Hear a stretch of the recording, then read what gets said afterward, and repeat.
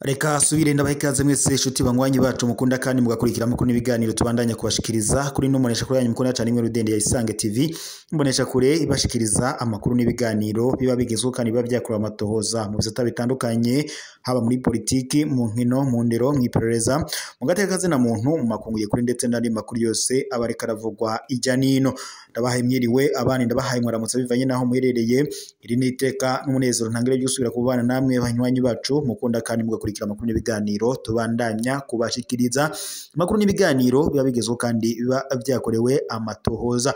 Amakuru yacu rero y'aka kanya araza gushimikira ku ngingo nkuru zikurikira aho Igitega amatati afatiye ku busuma yavuyemwo ubwicanyi mu batwa turaza kurabira hamwe ese imvo n'imvano yatumye haba urwo rupfu ni yihe byose turaza kubigaruka ko ku buryo bw'idonido.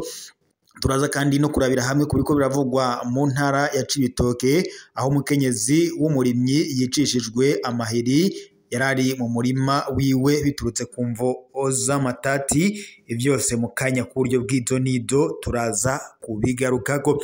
Tuyahereye ko ariko aravugwa Igitega mu mugwa mukuru wa politiki kuwa 9 mu kakaro y'umwaka wa 2025 mu gisagara ca Gitega hagati mu Burundi amatati avuye kugabura ibintu vyibwe yadutsemwo ubwicanyi mu muryango w'abatwa. Indwano zadutse hagati y'abantu batatu yahitanye umugabo w'imyaka 30 bituma haba ukwihora mu muryango w'umuhisi.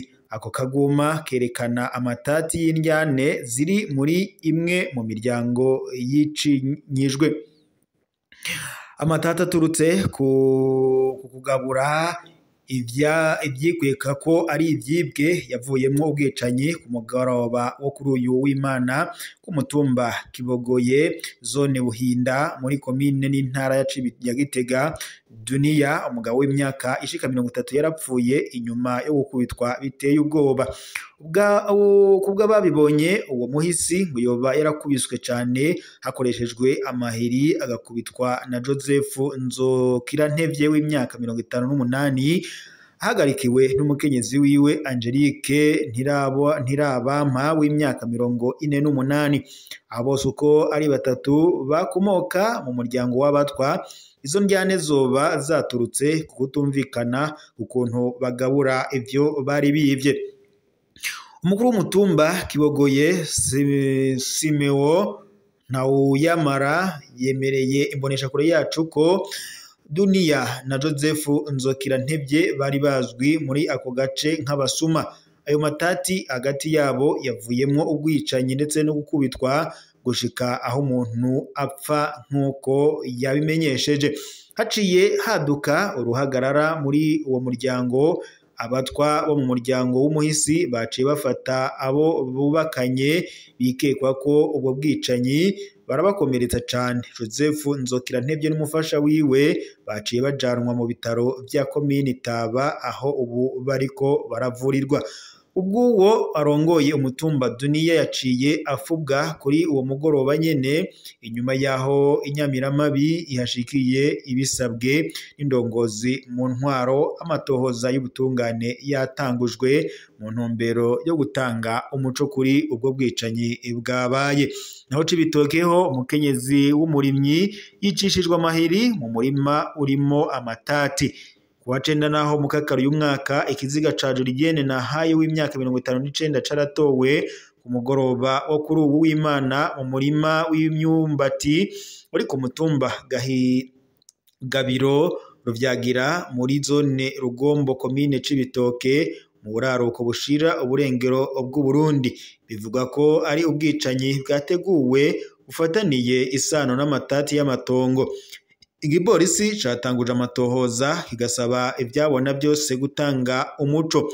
Abanyagihugu b'Igabiro Ruvyagira bari mu mubabaro w'Imana. Uwa 6 mu gakaro y'umwaka Julienne Nahaye yatowe yapfuye hagati mu murima wiwe w'imyumbati. Ico kiziga kikaba cari kivyamye mu kidenderi c'amaraso. yari yaraye agiye muri uwo murima wenyene agiye gukorayo ibikorwa byo mu murima akaba atatashe. Kubw'amatohoza ya mbere uwo yishwe ngo yoba yajanwe ku metero nyinshi inyuma yo gukubitwa cane mu mutwe. Ibipimo vyakorewe ku bitaro vya Cibitoke vyerekana ko yakubiswe cane mu mutwe akaba yakubiswe ikintu gikomeye. Amatati y'amatongo yoba ari mu mvo zatumye ubwo bwicanyi buba. Abo mu muryango w'umuhisi bavuga ko uwo murima yiciwemwo warimo amatati adahera hagati y'uwo muryango n'ababanyi bawo. Yari yagabishijwe, yari yabwiye ko azobizira hamwe yobandanya arima iryo tongo bikavugwa n'umwe mu muryango wiwe akibabaye. Byose bisa n'ibyerekana ko ubwo bwicanyi bwari bwateguwe kuko amatati y'amatongo yamavamwo ubwicanyi mu ntara z'u Burundi zitandukanye. Igipolisi cahagurutse abanyagihugu bakaba basabwa gutanga amakuru naho abajejwe umutekano mu Rugombo bongerejwe kuri uwo mutumba bagasaba abanyagihugu gutanga amakuru yose yotuma amatohoza atera intambwe. Umuntu wese afise amakuru naho yoba ari makeyi asabwa kwiyerekana. Nta na kimwe co guta gihari, niko byashikirijwe na komiseri w'igipolisi muri ako karere. Naho ibishinga ntahe vya mbere vyo biriko biregeranywa, amakanda nayo akaba ariko ararigurwa ko nta numwe arahagarikwa mu bikekwa gushika kuri ubu.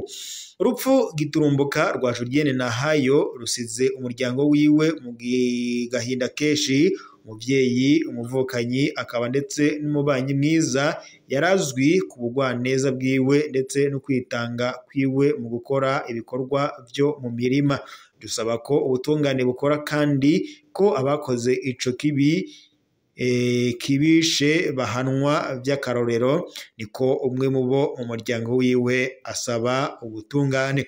Kuri uwo mutumba ubwoba buguma bwiyongera. Ubwo bwicanyi busubiye kwibutsa umwitwarariko ku matati y'amatongo atigera atorerwa umuti. Abajejwe intwaro nabo bagasabwa gushiraho ubuhinga bwo kumvikanisha abantu bukomeye.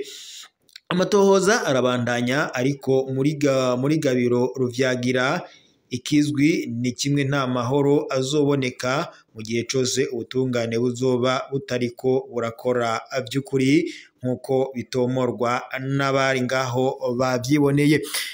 Reka rero mbashimire mwese mwari kumwe natwe mu makuru kwego turabashikiriza ayaka kanya tuwe tuyasozereye ngaha.